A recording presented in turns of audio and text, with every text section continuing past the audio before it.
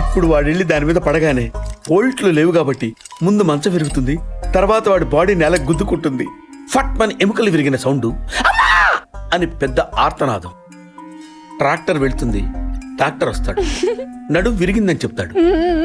ఆ వార్త వినగానే షాక్ తో మీ తాత బాబూ అని గావుకేక పెడతాడు. పార్థు అని మీ అమ్మ, బాబా మీ అక్క, మా ఆవిడ.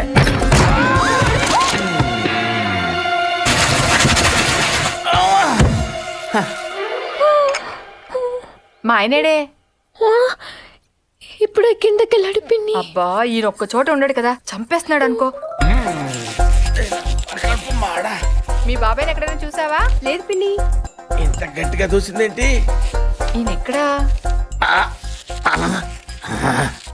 ఎందుకే కిటికీలు బార్లా తెరుస్తారు? దోమలు వచ్చేస్తాయని చెప్తే అర్థం కదా, మాట అంటే లెక్కలేదు. కింద లేడే, అందుకే వచ్చాను. వెళ్తున్నాడు పిన్ని. అబ్బా మళ్ళీ వెళ్తున్నారా? ఏమండి ఎప్పటి నుంచి వెతుకుతున్నానో వేడి కాఫీ, సాసర్ కూడా ఉంది.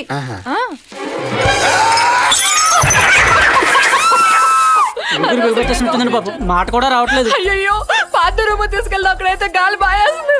తొందరగా తీసుకెళ్ళండి. అయ్యో ఇక్కడ ఇక్కడ పడుకోబెట్టండి.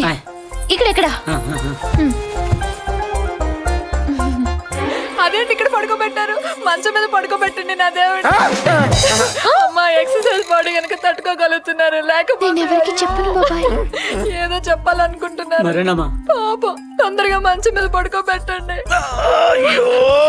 అంతా అయిపోతుందండి.